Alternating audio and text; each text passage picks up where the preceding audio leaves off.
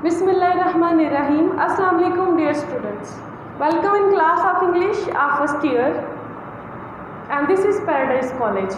Students, as you know that पिछले lecture में हम लोगों ने हमारी जो फिफ्थ स्टोरी है द पीस ऑफ स्प्रिंग, उसके राइटर की बायोग्राफी पढ़ी थी, करैक्टर्स के बारे में पढ़ा था और समरी पढ़ी थी। तो आज हम उसकी ट्रांसलेशन से स्टार्ट करने जा रहे हैं। तो अपनी बुक्स खोलें। स्टूडेंट्स, स्टोरी है हमारी फिफ्थ, नाम है द पीस ऑफ स्प्रिंग और बुक का पेज नंबर है 32। तो स्टार्ट करते हैं translation. At the end of market day, market के आखिरी दिन मतलब बिजनेस डे, वो जो बिजनेस का उनका दिन था, मैंने आपको पहले भी बताया था।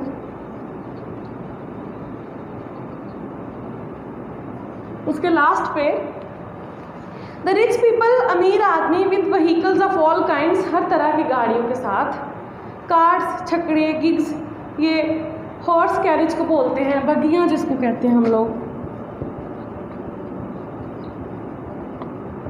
घोड़े से चलने वाली बगियां, वैगन्स, वैगने, डंप कार्ट्स, ये डंपर्स होते हैं सामान उठाने वाली, इनको हम लोग बैरो बोलते हैं, सामान वगैरह कचरा वगैरह उठाने वाली गाड़ियां जो होती हैं।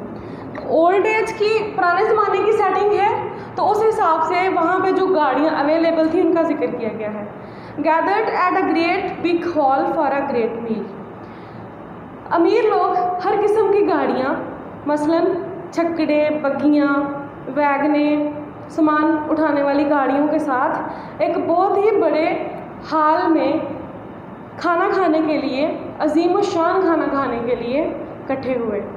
देयर वर चिकन्स, मुर्गियाँ, चिकन्स मतलब मुर्गी का गोश्त था, पिजन्स, कबूतर भुने हुए, एंड लेग्स ऑफ मटन, और बकरे की चांपें थी, इन द रोस्ट में भुनी हुई चीज़ों में, and an appetising odour of roast, और भुने हुए गोश्त की भूख बढ़ा देने वाली खुशबू थी। बीफ किसकी? बड़े गोश्त की। तो यहाँ पे देर क्या है बच्चों? देर यहाँ पे इंडिकेटर है, इंडेफिनिट प्रोनाउन है,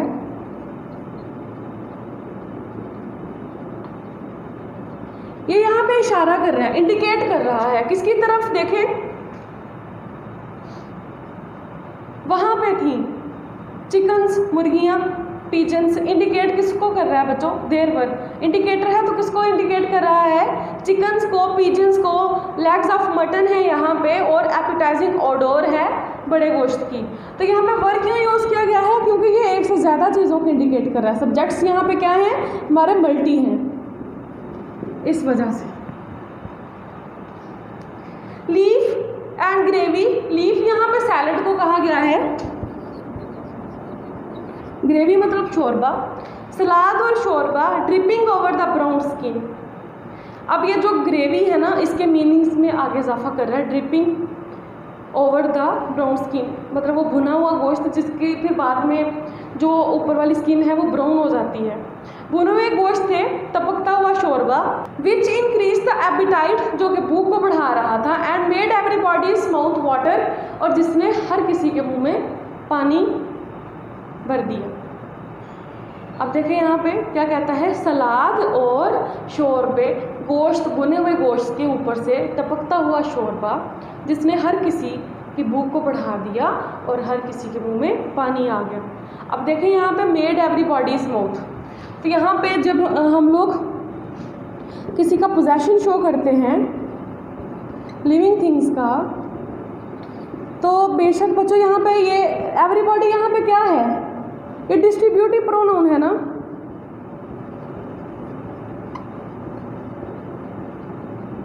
डिस्ट्रीब्यूटिव प्रोनाउन।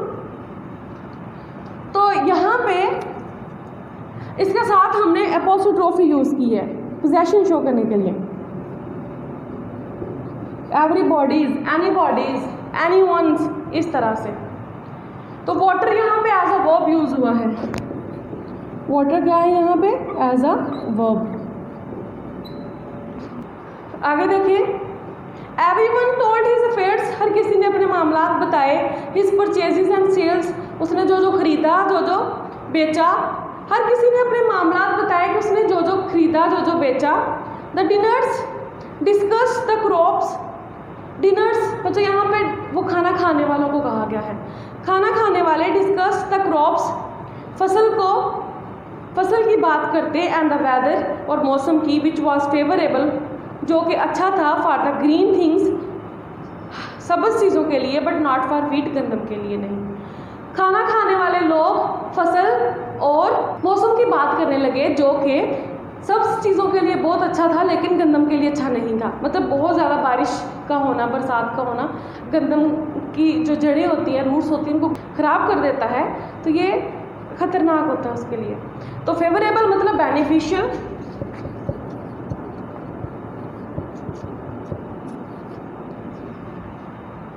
सडनली अचानक at the sound of drum beat in the court, दरबार में, मतलब वहाँ पे जो ऑफिस बड़े बड़े बने होते थे।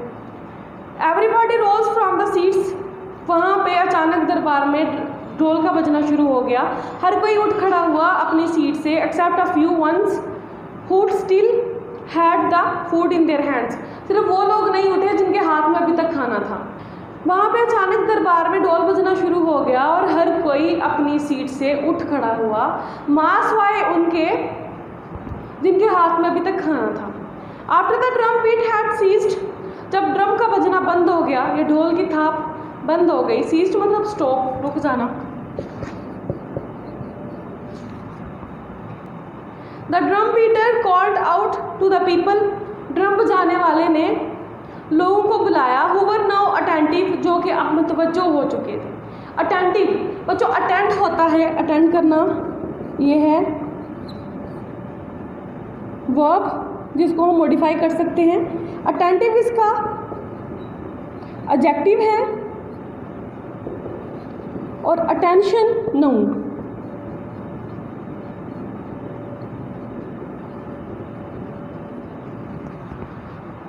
अब लोग मुतवज्जो हो चुके थे, एंड इम्पेशेंटली और बेसब्री से वेटिंग फॉर हिम, इंतज़ार कर रहे थे, to call out the public announcement, के वो सरेआम कोई ऐलान करे। ड्रम बीटर, ड्रम बजाने वाले ने लोगों को पुकारा जो कि अब पूरी तरह से मुतवज्जो हो चुके थे और बेसब्री से उसके ऐलान का इंतज़ार कर रहे थे। इम्पेशेंटली मतलब एम्बिशियसली,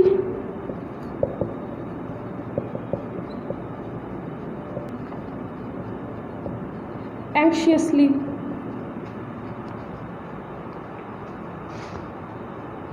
अनाउंसमेंट मतलब डिक्लेरेशन, वो जो ऐलान उसने करना था, जो बात उसने बतानी थी।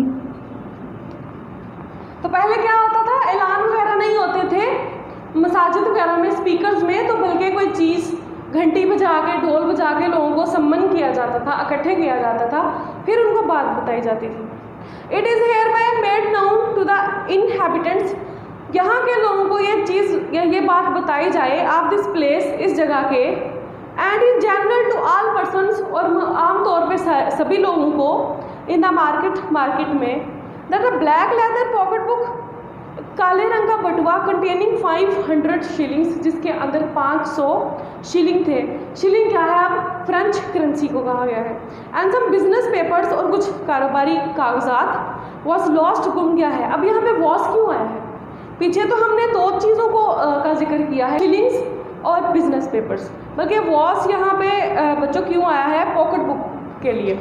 वॉस यहाँ पे इंडिकेट कर रहा है पॉकेट बुक को, उसके अंदर जो चीज़ें थी वो बाद में डिस्क्राइब की गई हैं। इस जगह पर रहने वाले बाशिंदे और आम तौर पे मार्केट में जितने भी आदमी हैं, इन सब के लिए एक ऐलान है कि काले रंग का एक बटुआ जिसके अंदर 500 शिलिंग और कारोबारी पेपर थे, वो गुम गया है।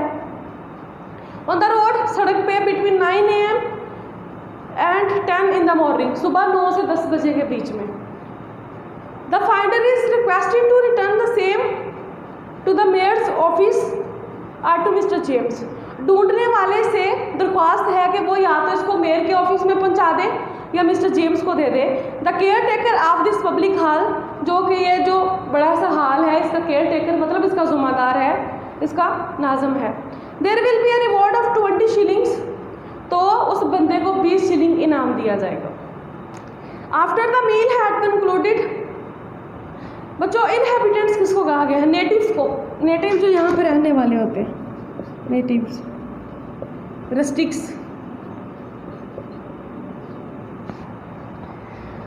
After the meal had concluded, जब खाना खत्म हो चुका, the chief of the police, police का चीफ अपीयर्ड, नमूदार हुआ, ऑन द सीन, सामने। जब खाना खत्म हो चुका तो पुलिस का एक आदमी मंजरे आम पे आया। ही इंक्वायर्ड, उसने तफ्तीश की, इन्वेस्टिगेशन की।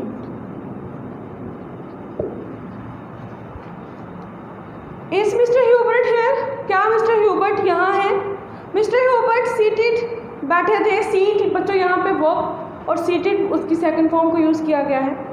एट अनदर, एंड सीट एक जो है वो नाउन भी होता है, जिसको हम कहते हैं सीट, मतलब बैठने वाली जगह, और एक सीट बैठना एज अ वर्ब भी यूज़ होता है। तो यहाँ पे seat as a verb use हुआ है। Mister Hubert seated at another end of the table replied, here I am, यहाँ हूँ मैं। The police officer went up to him, police officer उसके पास गया और कहा, बच्चों वेंट अप मतलब जाना। अब देखिए वेंट का मतलब तो बेसिकली होता ही जाना है, तो अब साथ में प्रेपोजिशन क्यों यूज़ किया? मतलब अपनी डेस्टिनेशन की तरफ जाना, स्पेशली एक रास्ता जो आपने चूज़ किया होता है सिर्फ उसी पे जाना। मतलब उसने, वो किसी और आदमी के पास नहीं रुका, ना किसी और आदमी के पास गया, वो वहाँ से डायरेक्ट मिस्टर ह्यूबर्ट के पास गया। Mister Hubert will you please accompany me, क्या आप मेरे साथ चलेंगे? To the mayor's office, mayor के ऑफिस में। मिस्टर ह्यूबर्ट क्या आप मेरे साथ मेयर के ऑफिस में चलेंगे? बराए मेहरबानी। The mayor would like to talk to you, mayor आपसे बात करना चाहता है। मिस्टर ह्यूबर्ट सरप्राइज्ड, वो चौंक गया, एंड डिस्टर्ब्ड, और परेशान हो गया। सरप्राइज्ड मतलब वंडर, हैरान होना, अमेज्ड, स्टन्ड होना, सोचना, सोच में पड़ जाना, टेंस हो जाना। फॉलोड द पुलिस ऑफिसर, देखिए अब बच्चों यहाँ पे मिस्टर ह्यूबर्ट सरप्राइज्ड, हैरान हुआ, एंड डिस्टर्ब, परेशान हुआ, followed the police officer, police के पीछे चल पड़ा। यहाँ पे इसका स्ट्रक्चर थोड़ा सा गड़बड़ है, हमने उसको ठीक करना है। यहाँ पे बेसिकली होना चाहिए सरप्राइज्ड, फिर comma, disturbed, comma, and followed.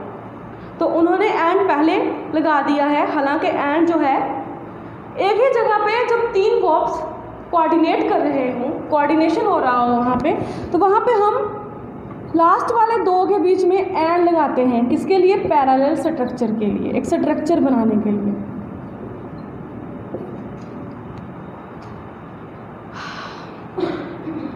The mayor a stout, संजीदा आदमी, सीरियस मैन, बड़ा ही सेहतमंद और संजीदा आदमी।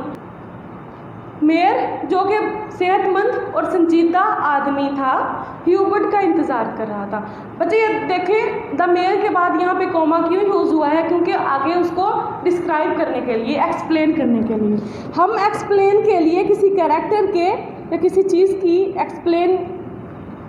एक्सप्लेनेशन के लिए दो चीज़ों का यूज़ करते हैं, एक कॉमा का, दूसरा हाइफन का। या तो कॉमा आ जाएगी या हाइफन आ जाएगी। तो यहाँ पे कॉमा है, आगे देखिए कॉमा के बाद है स्टाउट एंड सीरियस, मतलब सेहतमंद और संजीदा। स्टाउट का मतलब है fat, healthy. Was waiting for Hubert, Hubert का इंतजार कर रहा था। मिस्टर ह्यूबर्ट, ही सेड, उसने कहा, you are seen this morning to pick up the pocket book, तुम्हें आज सुबह बटुआ उठाते देखा गया। लॉस्ट बाय मिस्टर जेम्स, जो मिस्टर जेम्स से गुम गया। तुम्हें आज सुबह बटुआ उठाते देखा गया, जो मिस्टर जेम्स से गुम गया था। Mister Hubert the simple country man, mister Hubert एक सादा सा देहाती, लुक्ड एट मेयर अस्टॉन्डेड, परेशान होकर उसने मेयर की तरफ देखा। एंड ऑलरेडी टेरिफाइड, जो कि पहले ही डरा हुआ था, by the suspicion resting on him, इस तरह की शको शुबहात वाली उसे पूछताछ थे। कहता है मिस्टर ह्यूबर्ट जो कि एक सादा सा देहाती आदमी था, वो इस सवाल से, बल्कि इससे पहले ही ऐसी पूछताछ से वो डरा हुआ था। कंट्रीमैन मतलब रस्टिक, विलेजर, देहाती।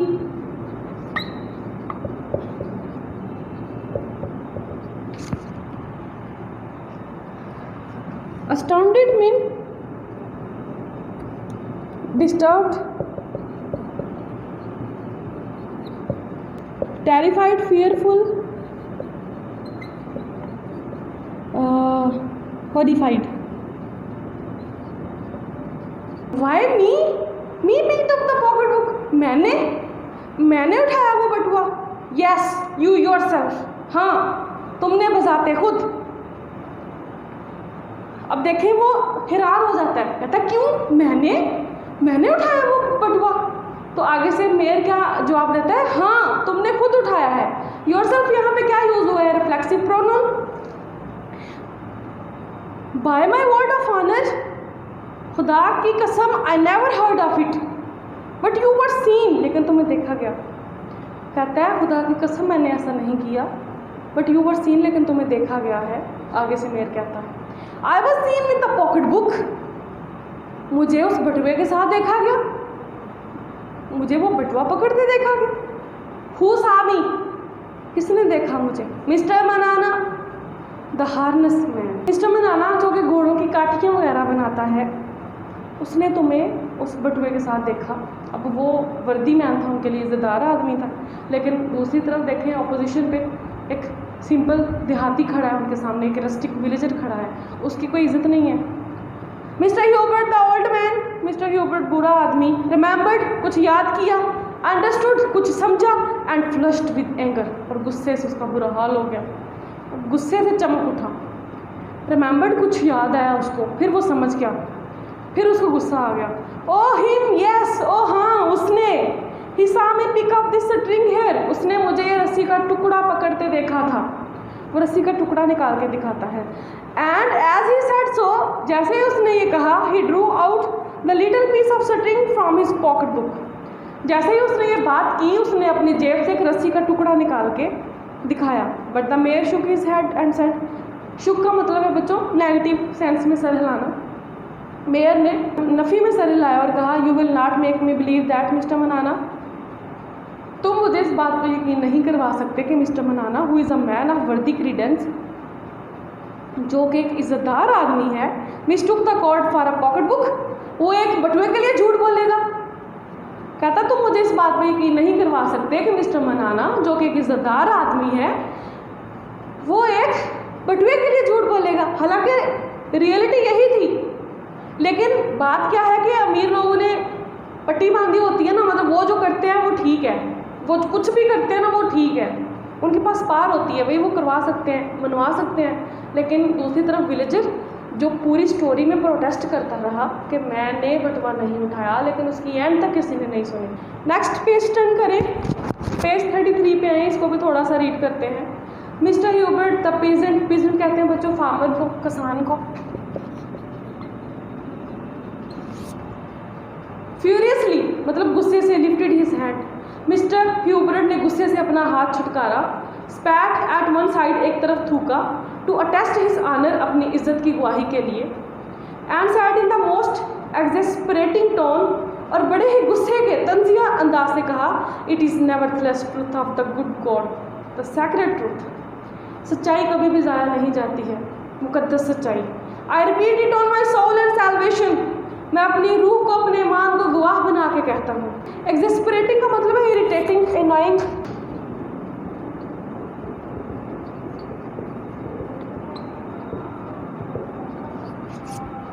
वर्डलेस का मतलब होता है बच्चों हाउ एवर, ताहम, येट, फिर भी. सॉल्वेशन, रिडेम्पशन, कुर्बानी जिसको कहते हैं, अपने ईमान भी कह सकते हैं आप. After picking of the object, वो चीज़ पकड़ने के बाद, यू स्टूड देयर, तुम वहाँ पे खड़े रहे. Looking at a long while in the mud to see if any money had fallen out, फिर वहाँ पे तुम इर्द गिर्द देखते रहे कि क्या कोई पैसा तो नहीं बीच में से गिरा. ये मेयर ने उसको कहा है, ऑब्जेक्ट यहाँ पे पॉकेट बुक को कहा गया है. बटुआ उठाने के बाद तुम कुछ देर वहाँ पे रुके और गारे में इधर उधर देखते रहे कि बीच में से कोई पैसा तो नहीं गिरा. The good soul mister Hubert, एक अच्छा इंसान mister Hubert, choked with indignation and fear, गुस्से और डर से तिलमिला उठा. चॉक्ड का मतलब है सफोकेट, बच्चों डर जाना.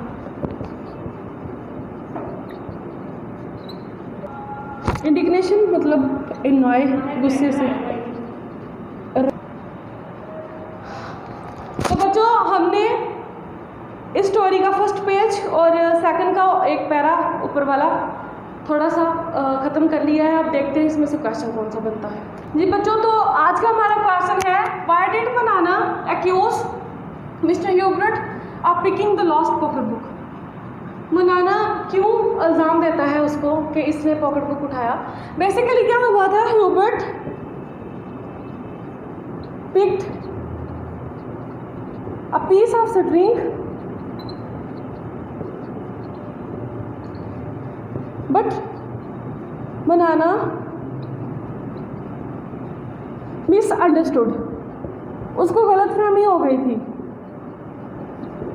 सो he blamed Hubert of picking pocket book, picking of pocket book, उसको मिसअंडरस्टैंडिंग हो गई थी बच्चों। तो आज का हमारा लेक्चर यहीं पे खत्म होता है। हम नेक्स्ट इसकी ट्रांसलेशन और सिनोनिम्स देखेंगे। अल्लाह हाफिज़, टेक केयर।